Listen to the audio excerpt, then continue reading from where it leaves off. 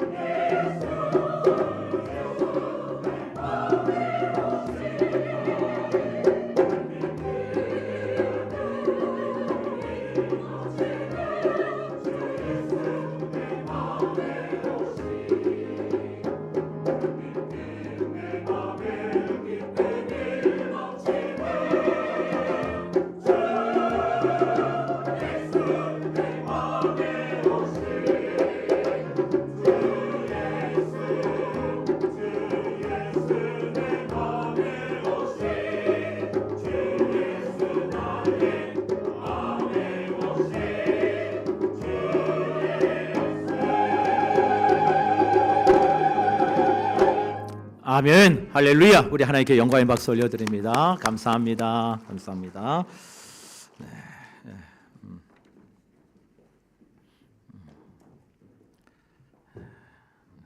맞습니다. 한번 기도하겠습니다.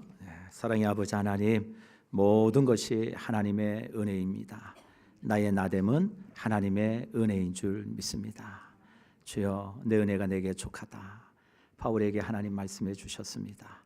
이는 내 안의 약함이 내게 강함이 되게 하시고자 하시는 하나님의 특별한 만지심이고 하나님의 부르심이고 하나님의 능력을 내게 부어주시고자 하시는 하나님의 은총의 말씀인 줄 믿습니다. 주여, 우리 사랑하는 모든 믿음의 권속들이 나의 나됨은 하나님의 은혜입니다. 주님 고백되어지는 삶을 살아갈 수 있도록 하나님이 힘주시고 절단코 흔들리지 않는 믿음을 저들에게 도와여 주시기를 원합니다.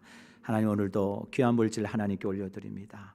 저들이 수고하고 애쓰고 땀 흘리며 정말 세상에서 온갖 아버지 어려움과 또 힘든 가운데서도 굳굳이 나는 그리스도인입니다, 나는 하나님의 자녀입니다, 나는 하나님의 택함 받은 백성입니다 라고 하는 그 고백 가운데 하나님이 주신 것들을 마땅히 믿음의 분량대로 하나님께 약속하신 말씀을 붙들고 주 앞에 귀한 물질을 올려드리는 줄 믿습니다. 주여, 저들의 삶 가운데 복 주시고 복 주시옵소서. 저의 삶에 결코 궁핍하지 않도록 하나님 붙들어 주시기를 원하고, 우리 성산의 모든 성도들은 아버지 꾸여줄지언정 꾸임받지 않는 정말 모든 인생들에게 그래 하나님의 은혜를 흘려보내고 쓰임받는 일에 다 쓰임받는 하나님의 권속들이 되어지도록 하나님 인도해 주시옵소서. 하나님, 오늘도 예배 자리에 나오고 싶지만 여러 사정으로 나오지 못한 우리 성도들이 있습니다. 주여, 멀리 또 출장을 간 성도들도 있고 또 몸이 약하여 질병으로 인하여 또 병상에 있는 우리 성도들도 있습니다. 하나님 긍휼히 여겨주시고 또 저들의 삶 가운데 하나님 찾아가 주시고 신방하여 주셔서 아버지 하나님 비록 영상으로 예배하고 또 저 예배할 수 없는 처지에 있을지라도 오늘 하나님 우리에게 주신 그 은혜가 동일하게 저들에게 임할 수 있도록 하나님 불쌍히 여겨 주시옵시고 저들의 하나님으로 만나 주시옵소서. 하나님 부족한 종의 입술을 주의 손에 맡깁니다. 하나님 말씀하여 주시옵소서. 저희들이 듣기를 원합니다. 주여 성령이 우리에게 말씀의 조명을 깊게 깨달을 수 있도록 하나님 붙들어 주셔서 머리에만 남는 말씀 되지 않게 하여 주시고 그 말씀이 우리의 삶의 능력이 되고 힘이 되어지도록 이끌어 주시옵소서. 부족한 종의 입술을 온전히 하나님께 의탁하옵고 이 모든 말씀 예수님의 이름으로 간절히 기도드립니다. 아멘. 아멘. 할렐루야. 아멘. 잘 오셨습니다. 오늘 한번 소개를 하고 말씀을 좀 전할게요. 저희 교회 게스트하우스가 있습니다. 4층에 게스트하우스에 이제 한 4개월 지났죠. 우리 진일의 MK 우리 선교사님 오셔가지고 이제 머물고 계셔요.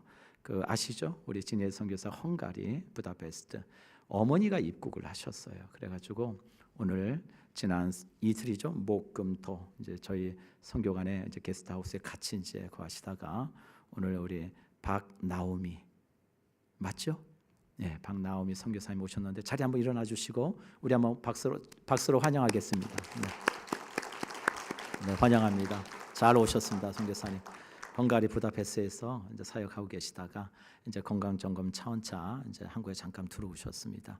여러분 보실 때마다 많이 격려해 주시고 또 정말 우리 진일의 우리 자매가 얼마나 귀한지 몰라요, 진짜. 예. 그냥 우리 있었으면 좋겠어요. 저는 개인적으로 진일의 자매님 그냥 있으면 안 될까? 네. 엄마만 나가라 그러고. 네. 그래요. 하여튼 잘 오셨습니다. 저희 교회 있는 동안 또 하나님의 위로가 함께하고 또 잘 충전해 주셔서 부르신 그 사명의 자리를 잘 감당하시고 좋은 인연들 많이 만나고 하나님의 도심의 손길이 있기를 간절히 축복합니다. 네. 오늘 사도행전 1장 12절 14절의 말씀을 가지고 예배를 회복하라 가정을 살리는 예배 두 번째입니다. 한번 따라해 보시죠. 예배로 부흥하고 변화하는 교회. 아멘. 아멘. 올해는 저희 교회는 무조건 슬로건은 예배예요. 뭘 하든지 예배입니다. 하여튼 예배로 최고의 하나님께 최선의 예배를 드리겠습니다.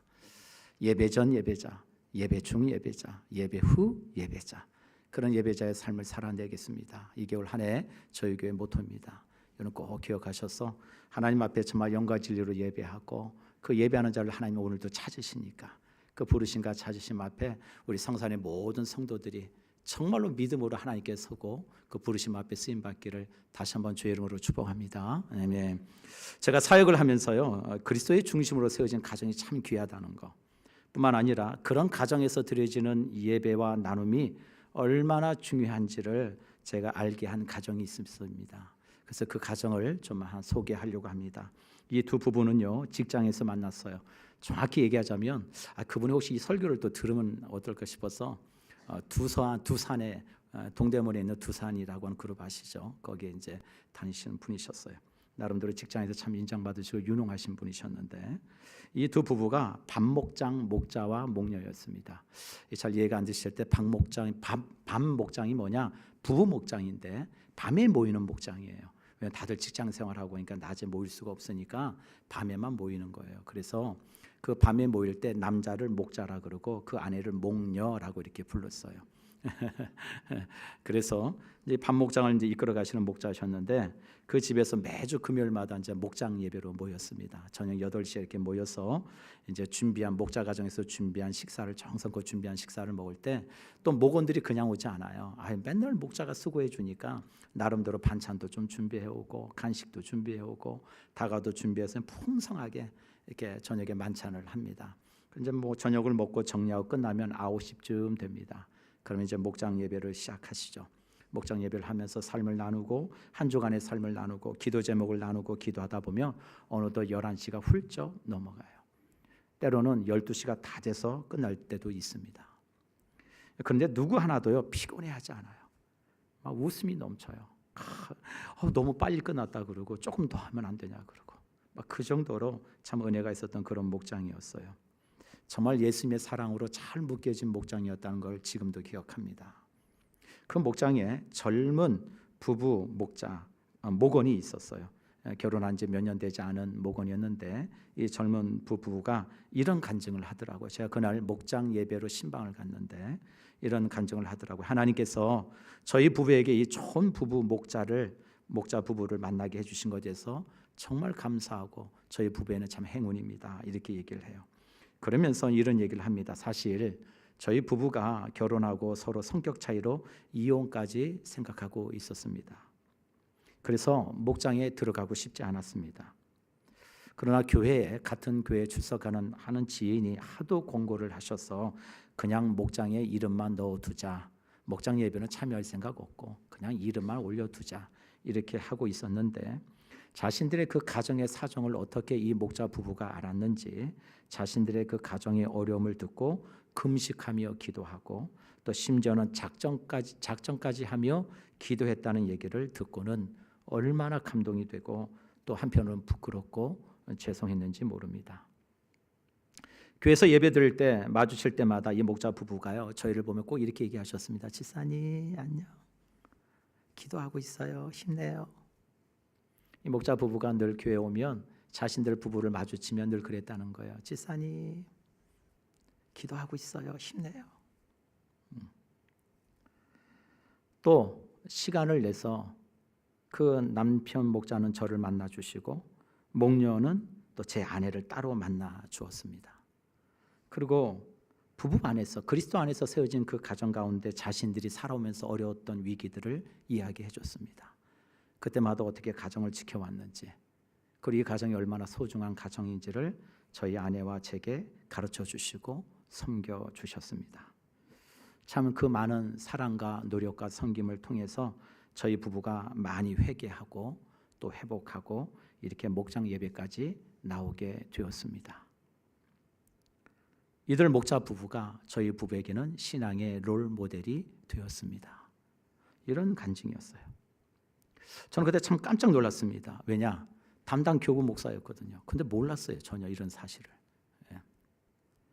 목자가 제게 이런 얘기를 한 번도 해준 적이 없었어요. 아마 너무나도 민감하고 예민한 얘기라 남들이 또 알면 그럴까 싶어서 얘기를 못할 수도 있었겠다라는 생각이 들었어요. 그때 제가 느낀 게 정말 온전히 성령 안에서 그 모임이 2사람이 모이든 4사람이 모이든 10사람이 모이든 이 자리에는 사람만 모였다 가는 자리가 아니라 그 자리에 온전한 주인은 성령 하나님이 되셔서 예수 그리스도 말을 온전히 내 삶의 주인으로 삼고 하나님을 예배하는 세워가는 목장을 통해서 하나님은 정말 역사하시는구나. 제가 지난 주일 안수 집사의 모임과 식사를 좀 했습니다. 안수 집사님들하고 이런저런 얘기를 좀 했어요. 고기도 많이 사주셔가지고 잘 먹었습니다. 거두정리하고 한 가지만 제가 말씀드렸어요. 안수 집사님들께. 집사님, 저희 교회 젊은 30대 40대 초반의 부부들에게 안수 집사님들이 신앙의 롤 모델이 좀 되어주시면 안 되겠습니까? 이 30대 40대는요 저도 그 시대를 지나쳐 왔지만 바빠요. 세상 일 하기 너무 바쁩니다. 돈 벌어야 돼요. 거기다가 또 왜 이렇게 젊다고 교회에서 요구하는 건 많은지 이것도 해달라 저것도 해달라. 참 신앙생활 하기도 힘들어요. 거기다가 애 하나 둘 생기기 시작하니까 애들도 양육해야 돼요. 거기다 조금만 삐끗하면 부부관계가 흔들려요. 거기다 부모 역할도 해야 돼요. 무엇 하나 만만하지가 않아요. 그런 30대 40대를 살아가는 정말 그런 삶의 톱니 속에서 아둥바둥 살아가고 있는 이 30대 40대 이 젊은 부부들에게 정말 어떻게 사는 것이 정말 잘 사는 것인가, 여러분 이걸 보여주고 그들의 신앙의 롤 모델이 되어준다면 우리 30대 40대 젊은 세대들이 방황하지 않고 흔들리지 않고 시행착오 겪지 않고 믿음으로 그 삶의 길을 여러분 잘 가지 않겠습니까? 오늘 우리 모두가 오늘 지금을 어떻게 살아가느냐가, 지금 우리가 어떻게 살아가느냐가 5년, 10년, 20년 뒤에 우리 다음 세대들의 모습이 달라질 수 있다는 것을 기억했으면 합니다. 무엇보다도 우리가 진리 안에서 하나님의 말씀 안에서 나를 결정하는 일에 주저하시면 안 돼요. 그래서 그 말씀이 우리의 삶의 사건이 되고 결론이 되어지는 우리 성산 공동체가 되기를 주의 이름으로 간절히 축복합니다. 우리 사랑하는 성산의 가족 여러분, 한 번 더 묻겠습니다. 여러분의 가정은 주님 안에서 평안하십니까? 저번 주보다는 한 2가정 는 것 같아요. 네. 다시 물을게요. 여러분의 가정은 주님 안에서 평안하신가요? 네. 오늘 저는 다른 사람들을 살리고 자신의 가정도 살아난 마가의 다락방 집을 여러분들에게 좀 소개하려고 합니다. 사도행전 1장은요, 예수님께서 부활하신 이후에 40일간 제자들과 함께 계시다가 그들에게 가르침을 주시고 승천하신 이야기로 시작합니다. 예수님이 부활하시고 승천하신 그 모든 것을 목격한 제자들은 예수님의 그 당부하신 그 말씀을 붙들고 감람산에서 내려와 다시 예루살렘으로 돌아옵니다. 어쩌면 제자들에게 이런 생각이 들어요. 참 불안했을 것 같아요. 참 두려웠을 것 같아요. 어쩌면 막막한 기다림의 시간이었을지도 모르겠어요. 세상은요, 예수를 메시아로 고백하는 것을 거부하고 적대시합니다. 그때 제자들은 앞으로 우리가 이 일이 어떻게 돼야 될지 고민하고 염려하기보다는 예수님의 말씀에 순종하기로 결정합니다. 그것이 바로 마가의 집이고 마가의 다락방이고 그 장소에서 초대교회가 시작하는 출발이 되었습니다. 그래서 예배는 이런 거예요. 우리 한번 따라해 보실까요? 예배는 하나님의 말씀에 대한 반응으로 시작됩니다. 아멘. 자막을 안 띄워주시네. 네. 예배는 하나님의 말씀에 대한 반응으로 시작됩니다. 사도행전 1장 4절 말씀 보면 사도와 함께 모이사 그들에게 분부하여 이르시되 예루살렘을 떠나지 말고 내게서 들은 바 아버지께서 약속하신 것을 뭐 하라고요? 기다리라. 어디를 떠나지 말고요? 예루살렘을 떠나지 말라. 요한복음의 말씀에 보면 예수님께서 제자들에게 이렇게 말씀하시죠. 내가 아버지께로 가는 것이 너에게 더 유익하도다. 내가 아버지께로 가면 너희를 그냥 두지 아니하고 그 아버지께로 가면 내가 너희들에게 뭘 보내시겠다고요? 보혜사 성령을 보내실 것이다. 그 보혜사 성령이 오시면 너희들에게 이런 유익이 될 텐데 요한복음 14장 26절입니다. 이렇게 말씀하시죠. 한번 읽어볼까요? 시작. 보혜사 곧 아버지께서 내 이름을 보내실 성령 그가 너희에게 모든 것을 가르치시고 너희에게 말한 모든 것을 생각나게 하시리라. 참 놀랍죠. 여러분, 주의 말씀이 우리 안에서 살아 역사한다는 걸 어떻게 경험되어져요? 그 말씀이 우리의 삶 가운데 순간순간 생각나게 하시고 그 말씀이 나를 이끌어 가신다는 것은 뭘 증거하는 거예요? 저와 여러분 안에 누가 계시다는 증거예요? 성령님이 계시다는 증거인 줄 믿습니다. 보혜사 성령이 오시면 그 모든 것을 생각나게 하시고 깨닫게 하시고 우리가 무엇을 말해야 될지를 가르쳐 주신다는 거예요. 거기서 멈추지 아니하시고 주님께서는 제자들에게 다시 한번 말씀합니다. 보혜사 성령을 너희에게 반드시 보내줄 텐데 예루살렘을 떠나지 말고 이곳에 기다리고 있거라. 그러면서 한 가지 더 당부하십니다. 보혜사 성령이 너희들에게 오면 너희가 권능을 받게 될 거야. 두나미스, 힘, 폭발적인 힘이 너희들에게 임할 것이다. 우리 다 같이 사도행전 1장 8절 읽습니다. 시작. 오직 성령이 너희에게 임하시면 너희가 권능을 받고 예루살렘과 온 유대와 사마리아와 땅끝까지 이르러 내 증인이 되리라 하시니라. 여러분, 이 주님의 약속을 듣고 제자들은 감난산에서 내려와 다시 예루살렘으로 돌아옵니다. 오늘 그 이야기가 저와 여러분이 읽은 사도행전 1장 12절부터의 이야기예요. 오늘 본문의 말씀 12절 한번 읽어보면 제자들이 감람원이라 하는 산으로부터 예루살렘에 돌아오니 이 산은 예루살렘에서 가까워 안식일에 가기 알맞은 길이라. 예루살렘에 돌아오다라고는 헬라의 단어가 휘페스트랩산이란 단어인데 이 단어가 좀 어려워요. 휘페스트랩산이라는 의미의 뜻이 뭐냐? 한번 자막 띄워주실래요? 자막이 있는데 있어야 되는데 휘페스트랩산 돌아오다. 우리 같이 한번 읽을까요? 시작. 방향을 바꿔 다시 돌아가다 원래의 자리로 회복하다. 방향을 탁 턴틀고 뭐 한다는 거예요? 내가 있어야 될 자리로 다시 돌아가는 거. 휘페스트랩산. 그리고 원래의 자리로 회복하는 게 휘페스트랩산이에요. 여러분 이 의미를 잘 두셔야 돼요. 우리가 예배의 자리에 선다는 게 이 의미예요. 일주일 동안 우리가 세상을 살다 보면 참 나도 모르게 때 묻지요. 그렇죠? 안 묻고 싶어도 묻어요.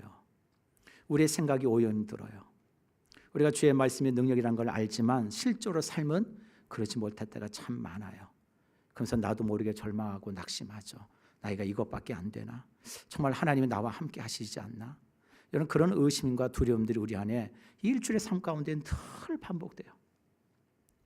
그러나 하나님은 결코 부르신 자를 버리지 아니하시고 끝까지 사랑하실 뿐만 아니라 우리에게 보혜사 성령을 보내주셔서 우리에게 능력을 주시는 하나님이 되신다는 걸 다시 깨닫고 그 자리로 돌아가고 내가 있어야 될 곳에 서게 하는 것이 뭐라고요?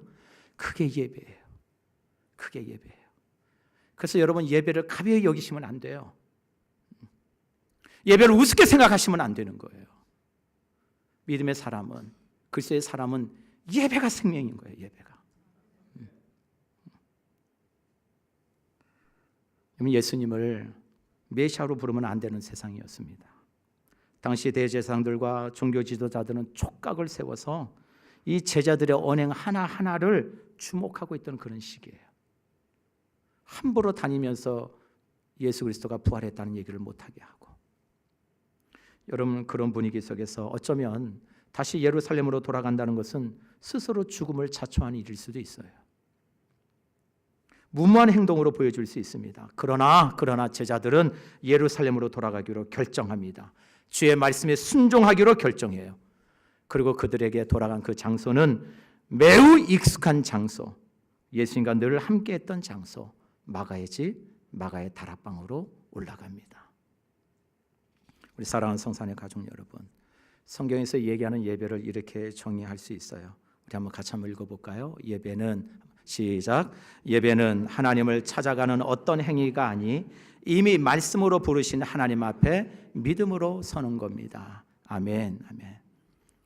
예배라는 것은요, 그저 우리가 어떤 예수님 하나님께 오늘도 찾아오는 그 자체 어떤 행위를 의미하는 게 아니에요. 예배라는 이미 말씀으로 부르신 하나님 앞에 내가 믿음으로 서는 곳이에요. 그곳이 여기가 아닐지라도 여러분의 삶의 자리가 어떠할지라도 하나님의 말씀이 내 안에 있고 그 말씀 앞에 내가 섭니다라는 곳이 있다면 그곳은 예배하는 자리인 줄 믿습니다. 예. 그래서 여러분, 여러분의 가정이, 우리의 목장이, 교회가, 우리 섬기는 공동체가 이런 은혜가 있기를 주의 이름으로 간절히 축복합니다. 지금 이곳에 부름받아 나온 것은요, 우리 안에 이미 하나님의 말씀이 계시다는 증거예요. 그 말씀에 반응한 결과입니다. 그렇기에 저는 확신합니다. 저와 여러분이 이 시간 하나님께 드리는 예배를 하나님이 주목하시고 하나님이 영광 거두실 줄 믿습니다. 예. 두 번째 한번 따라해 보실까요? 가정을 살리는 예배는 전심으로 드리는 기도에서 시작합니다. 아멘, 아멘. 예루살렘에 돌아온 제자들이요, 사전에 다 동의가 된 듯이 누구 하나 묻지 않습니다. 어디로 가야 돼? 예루살렘 어디로 가야 되는데? 베드로 어디로 가야 돼? 어디 정해놓은 곳이 있어? 누구 하나 묻지 않아요. 그러나 미리 다 알고 있다는 듯이 다 동일하게 말하지 않고 묻지 않아도 그들이 향하는 곳이 있었어요. 그것이 어디였어요? 마가의 다락방이었어요. 오늘 13절에 들어가 그들이 유하는 다락방으로 올라가니 베드로, 요한, 야고보, 안드레와 빌립, 도마와 바돌로메, 마테와 및 알페오의 아들 야고보, 셀롯인 시몬, 야고보의 아들 유다가 다 거기 있어. 예수 그리스도의 제자 12명 중에 가룟 유다를 제외한 나머지 11명의 모든 제자들이 빠지지 않고 그곳에 함께합니다. 그뿐만 아니라 14절의 말씀 보면 우리 같이 읽어볼까요? 시작. 여자들과 예수의 어머니 마리아와 예수의 아우들과 더불어 마음을 같이하여 오로지 기도에 힘쓰더라. 여러분, 그 다락방에 모인 자들은 예수님의 제자들뿐만 아니라 예수의 어머니 마리아와 예수님을 따라다니던 수많은 여인들이 함께 그 자리에 함께하고 있었다고 얘기해요. 감람산에서 예수님의 그 승천하심을 보고 예수님의 마지막 그 당부하신 말씀을 듣고 그 말씀에 순종하기로 결정하고 돌아온 제자들이 제일 먼저 한 것이 뭐냐? 기도하는 거였어요. 13절 말씀에 보면 여기 보면은 그 다락방으로 올라갔다는 단어가 헬라어로 에이스토 휘페론이라는 뜻이에요. 에이스토 휘페론. 근데 여기서 제가 이 원문을 말씀드리는 이유 중에 하나는 토라고 하는 단어 때문에 그래요. 토. 이 토라는 단어가 영어의 정관사 더에 해당되는 거예요. 그러니까 다시 말해서 제자들이 지금 올라간 다락방은 예루살렘에 다락방 있는 집이 뭐 한두 집이겠어요, 여러분? 많은 집들 가운데 다락방은 다 있었어요. 그런데 그 불특정 다수주 중에 어떤 하나의 다락방이 아니라 바로 그 다락방, 이걸 얘기하는 거예요. 바로 그 다락방. 도대체 그 다락방은 어떤 다락방이길래요? 여러분, 그 다락방이 누가복음 21장 22장에 보면 예수님께서 제자들과 마지막으로 만찬을 나누신 곳이 바로 그 마가의 다락방이었어요. 그리고 십자가에 달려 돌아가신 예수님께서 부활하신 후에 제자들에게 나타내 주신 곳이 바로 그 마가의 다락방이었어요. 뿐만 아니라 부활하신 후에 40일 동안 제자들과 함께 거하시면서 그들을 가르치시며 거하셨던 곳이 마가의 다락방이었어요. 사도행전 12장 14절, 여자들과 예수의 어머니 마리아와 예수의 아우들과 더불어 마음을 같이하여 오로의 기도에 힘쓰더라. 마음을 같이한다. 헬라어로 호모디마돈이라고 합니다. 호모디마돈, 무슨 뜻이라고요? 같은 방향을 향하다, 하나의 열망을 가지다. 호모디마돈. 여러분, 단순히 제자들이 지금 최소한 못해도 3년 이상 함께 예수님을 따라다니던 제자 아닙니까? 함께 먹고 함께 거하고 예수님의 가르침을 받았던 사람인지라 이제는 눈빛만 봐도 이신점시 마음이 통하지 않겠어요? 야, 우리가 하루 이틀 봤니? 야, 3년이다 3년. 아니 이제 4년이 다 된다 이제 정말. 여러분, 그렇게 해서 오래된 시간 때문에 사이가 좋다는 게 호모디마돈이라는 뜻이 아니에요. 오랜 세월을 함께 했기 때문에 마음이 같이 한 것이 아니라, 이건 중요한 거예요. 단순한 감정의 일치가 아니라 목적과 방향이 일치된 상태를 호모디마돈이라고 그래요. 무슨 얘기냐?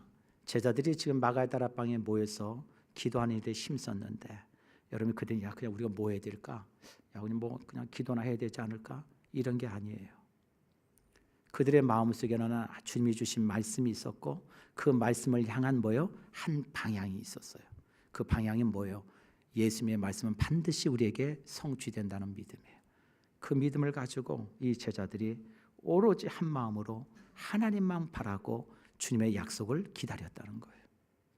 우리 사랑하는 성도 여러분, 오늘 우리가 하나님께 나아가는 자는 반드시 이곳에 하나님이 함께 하신다는 그 믿음으로 하나님께 한 마음으로 한 방향으로 예배하는 우리 공동체가 되기를 주의 이름으로 축복합니다. 네. 여러분, 두 번째로는 또 하나, 오로지 기도에 힘쓰더라. 여러분, 그것은 그 다락방에 모였던 사람들의 상태를 의미합니다. 여러분, 지속적으로 기도했다는 거예요. 계속 예배하고 기도했다는 거예요. 그래서 헬라어로 프로스카르테논이라고 해요. 프레스카르테논은 이런 뜻입니다. 한번 읽어볼까요? 시작. 자기 자신을 붙들어 매다. 참 이게 이 단어가 전 너무 좋아요. 우리 사랑하는 성도 여러분, 오늘도 여러분 이 자리에 어떤 마음으로 나오셨던 간에 여러분의 생각의 짐이, 마음이 저 밖에 있지 말고 정말로 이곳에서 성령님이 여러분의 마음을 강하게 붙잡아 주셔서 여러분 마음이 온전히 불들인 바 되어져서 그 하나님만 구하고 하나님 바라보는 예배자가 되기를 주의 이름으로 축복합니다. 마음이 꽉 붙들리셔야 돼요. 정말 붙들리셔야 돼요. 이 예배 자리를 소중하게 여기시고 여러분 마음과 생각을 다른 곳에 두시면 안 돼요.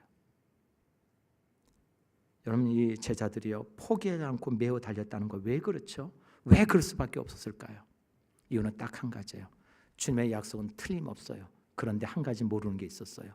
언제 성령이 임할지는 아무도 몰라요. 무슨 말씀인지 아시겠죠? 성령은 분명히 임해요.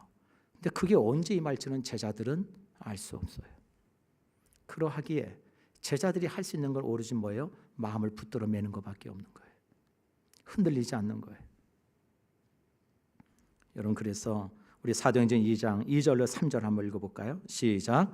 호련히 하늘로부터 급하고 강한 바람 같은 소리가 있어 그들이 앉은 온 집에 가득하며 마치 불의 혀처럼 갈라지는 것들이 그들에게 보여 각 사람 위에 하나씩 임하여 있더니, 호련히, 여러분 누구도 예측하지 못한 시간이에요. 며칠이 될지 몇 날이 될지 제단 아무도 모릅니다. 성령을 보내주시겠다는 그 약속은 신실해요. 그 말씀을 믿고 그 결과를 하나님께 맡기는 거예요. 그게 뭐예요? 마음을 붙들어 매는 거예요. 그 결과 마가의 다락방에 모이는 110명의 많은 제자들과 믿음의 권속들은요, 자신들이 그 때를 결정하려고 하지 않았어요. 하나님의 때를 그저 믿고 신뢰할 따름이에요. 오로지 기도에 힘썼어요. 주 안에 사랑하는 성도 여러분, 예배를 우리의 삶의 어떤 결과를 만들어내고 내가 뭔가 행위로 하나님께 드림으로 하나님께서 내게 주시는 복과 은혜를 거래하는 수단으로 여러분 삼으시면 안 됩니다. 예배는 하나님의 주권을 철저히 인정하는 믿음의 자세예요. 어느 교회가 특별 새벽 기도하면서 이런 슬로건을 내걸었대요. 어느 교회인지 모르겠습니다. 이렇게 슬로건을 내걸었어요. 부모의 새벽 기도는 자녀의 평생 축복, 자녀의 새벽 기도는 부모의 노후 대책, 아내의 새벽 기도는 남편의 영적 성공. 여러분 어떠신가요? 이 말이 틀려요? 맞아요? 잘 모르겠죠? 좀 헷갈리죠? 헷갈리실 거예요 아마. 맞는 것 같기도 하고, 목사님이 저 얘기를 할 때는 틀렸다는 얘기인가?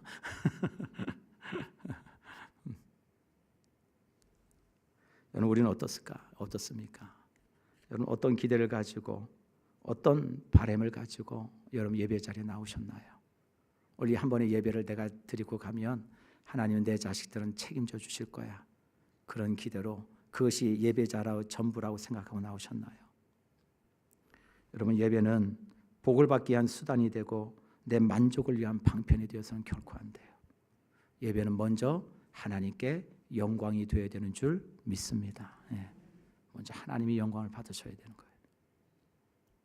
마가의 다락방에 모인 제자들과 모인 성도들이요, 마음을 같이하고 오로지 기도에 힘씁니다. 무엇 때문에요? 한 목적과 방향을 가지고 자신들을 꽉 붙들어 매고 지속적으로 기도합니다. 그 이유는 딱 하나예요. 주님의 말씀에 순종하기로 결정했기 때문에. 하나님께 예배하고 그 하나님의 주실 결과와 처분을 나를 맡기는 게 예배입니다. 그 예배가 마가의 다락방에서 이루어지고 그 기도가 마가의 다락방에서 시작됩니다. 그 결과 하나님의 때, 하나님이 주시고자 하신 그 결정적인 때 성령을 부어 주셨습니다. 여러분의 가정이, 우리의 목장이, 우리 교회 공동체가 이런 은혜로 충만하기를 주의 이름으로 간절히 축원합니다. 마지막으로 한번 따라해 보시죠. 예배하는 가정은 다음 세대를 살려냅니다. 아멘. 우리 크게 합시다. 아멘. 마가의 시각에서 오늘 본문을 한번 좀 보려고 그래요. 말씀이 주시는 그 은혜의 메시지, 하나님의 그 메시지 중심으로 말고 이제 좀 마가의 시각에서 한번 이 마가의 다락방, 마가의 집을 한번 좀 보려고 합니다. 마가의 가정사에 대해서 성경은 많은 것을 얘기하고 있지 않아요. 특히 마가의 아버지가 누구인지 전혀 언급이 없습니다. 누가 한번 말씀해 보거나 사도행전 보더라도 마가의 어머니에 대해서만 얘기해요. 아마 그래서 성경학자들은 추측하건대 마가가 홀 어머니와 함께 살았을 것이다 라고 추정합니다. 뿐만 아니라 사도행전 2장에 나오는 마가의 다락방에 있었던 이 오순절 성령 사건이 있을 당시에 마가가 도대체 몇 살이었을까? 여러분 궁금하지 않으세요? 그때 마가의 나이는 대략 5세에서 7세 사이였을 것이라고 추정합니다. 여러분 이것을 기억하고 오늘 말씀을 좀 나눴으면 좋겠어요. 마가의 다락방, 언제부터인지는 잘 모르지만 이 오순절 사건 이전부터 많은 사람들에게 이미 알려진 장소였습니다. 마가의 눈에 언제부터인지는 모르겠지만 자신들의 집에 사람들이 찾아오기 시작합니다. 한 10명쯤 넘는 아저씨들이 우르르 집에 오는 날이 되면 어머니는 어떻게 그렇게 기막히게 하셨는지 음식을 미리 준비하고 계셨어요. 그리고 10명 넘는 사내들이 조용히 다락방으로 올라가시면 어머니는 그 뒤에 준비한 음식을 가지고 그 다락방에 올라가서 그분들을 섬기고 잠시 후에 내려오곤 했습니다. 그때는 누군지 잘 몰랐습니다. 항상 저희 집에 찾아오시면 제 머리를 쓰다듬으면서 내가 마가니? 라고 인사하며 저에게 미소를 보여주셨던 분이 계셨습니다. 나중에 알았지만 그분이 바로 예수님이셨습니다. 시간이 흘렀습니다. 어느 날 예수님과 예수님을 따르는 아저씨들이 뭔가 예전과는 다른 분위기로 저희 집에 찾아오셨습니다. 누구도 아무 말도 하지 않았습니다. 그리고 조용히 그분들은 다락방으로 올라가셨습니다. 다락방에 올라가고 나서는 예수님께서 떡과 포도주를 제자들에게 나눠주시면서 이렇게 말씀하셨습니다. 이것은 너희를 위하여 받아 먹으라. 이것은 너희를 위하여 찢기는 내 몸이니라. 이것은 너희를 위하여 흘리는 내 피 곧 언약의 피니라. 그때는 예수님의 말씀이 너무 어려워서 그게 무엇을 의미하는지 전혀 알 수 없었습니다. 그러던 어느 날 예수님과 함께 다니시던 아저씨들이 누군가에 쫓기듯 저희 집을 찾아오셨습니다. 그리고는 그들의 얼굴에는 두려움이 보였습니다. 다락방에 올라가시는데 신기하게도 항상 같이 다니시던 예수님은 보이지 않으셨습니다. 그리고 제자들은 숨죽이며 다락방에 올라가 통곡하며 울었습니다. 시간이 흐르고 그날은 지금도 너무 제 기억에 생생합니다. 그날 유난히 많은 분들이 저희 집을 찾아오셨습니다. 100명이 넘는 많은 분들이 저희 집을 찾아온 건 처음이었습니다. 그 많은 분들이 다락방에 올라가셔서 하루 종일 기도만 하셨습니다. 누구 한 사람도 저희 집을 떠나지 않고 다락방을 떠나지 않고 모여 기도하셨습니다. 한 열흘쯤 지났을까요? 기도하던 사람들이 갑자기 목소리가 커지더니 비명 같은 소리가 들리고 알아둘 수 없는 말들을 하고 있었습니다. 저는 너무 두려웠습니다. 도대체 저 방에서 어떤 일이 일어난 거지? 그래서 그 방이 궁금하여 다락방에 올라갔지만 그 방이 열리기가 얼마나 뜨겁고 더웠던지 도저히 문을 열 엄두를 내지 못했습니다. 여기저기서 울고 통곡하고 뜨겁게 기도를 했습니다. 그 일이 있은 후 사람들은요 저희 다락방을 너무 자주 찾아오셨습니다. 심지어는 매일 아예 그 다락방에서 기도하시며 마치 자기 집처럼 여기시는 분들도 있으셨습니다. 그럴 때마다 그런 모습을 어머니는 한 번도 불편해하지 않으시고 그분들을 섬기시는 어머니의 모습을 보았습니다. 그것이 저의 유년 시절이었습니다. 어느덧 세월이 흘러서 저는 20대 초반에 건장한 청년이 되었습니다. 저희 외삼촌인 바나바 아저씨가 계셨는데 그 바나바 아저씨가 사울이라고 하는 사도 바울과 함께 복음을 전도하기 위해서 선교를 떠난다는 소식을 들었습니다. 그 소식을 들은 저희 어머니는 외삼촌 바나바에게 부탁을 하셔서 저를 꼭 데리고 달라고 간청하셨습니다. 그 간청으로 인해 저는 외삼촌 바나바와 함께 처음으로 복음이라는 것을 전하기 위해 길을 떠났습니다. 처음 너무 먼 길을 다녀서 그런지 아직 제가 미숙해서 그런지 몰라도 저는 중도에 그 복음 전하는 일을 포기하고 돌아왔습니다. 그 일 후에 나중에 알게 되었지만 바나바 삼촌과 사도 바울 선생님이 심히 다투셨다는 얘기를 들었습니다. 너무 죄송하고 민망하고 부끄러웠습니다. 또다시 복음을 전하기 위해 떠난다는 소식을 듣고는 지난번 실수를 만회해야겠다 싶어서 삼촌 바나바에게 다시 청을 드렸습니다. 삼촌, 이번에 저를 좀 데려가 주시면 안 될까요? 그러나 결국 저는 사도 바울과 함께 할 수 없었고 삼촌 바나바 복음을 전하기 위해 떠났습니다. 참 놀랐습니다. 하나님의 은혜와 섭리는 참 놀랐다는 걸 다시 한번 깨닫습니다. 하나님의 인도와 섭리 가운데 저는 시간이 지난 후에 바울 선생님 사도를 다시 만나게 되었고 그분의 사역을 돕는 자가 되었습니다. 우리 성경을 한번 찾아 읽죠. 골로새 4장 10절입니다. 한번 읽겠습니다. 시작. 나와 함께 갇힌 아리사고와 바나바의 생질 마가와 이 마가에 대하여 너희가 명을 받았음에 그가 이르거든 영접하라. 디모데후서 4장 10절 11절입니다. 시작. 데마는 이 세상을 사랑하여 나를 버리고 데살로니가로 갔고 그레스게는 갈라디아로 디도는 달마디아로 갔고 누가만 나와 함께 있느니라. 내가 올 때 마가를 데리고 오라. 그가 나의 일에 유익하니라. 어린 마가, 참 미숙했던 마가, 아직은 여전히 내 뜻과 내 결정이 옳다고 생각했던 마가, 그 마가가 훗날 대사도였던 사도 바울의 유익한 자가 되었다고 얘기해요. 뿐만 아니라 그 바울의 마지막 죽음 앞에서 서신을 통해서 그가 전한 것은 내가 죽기 전에 꼭 누구를 보고 싶어요? 마가를 내가 보고 싶다. 내가 마가를 만나고 싶다. 바울의 마음속에 잊혀지지 않는 동역자가 되었어요. 훗날 마가는 로마로 건너갑니다.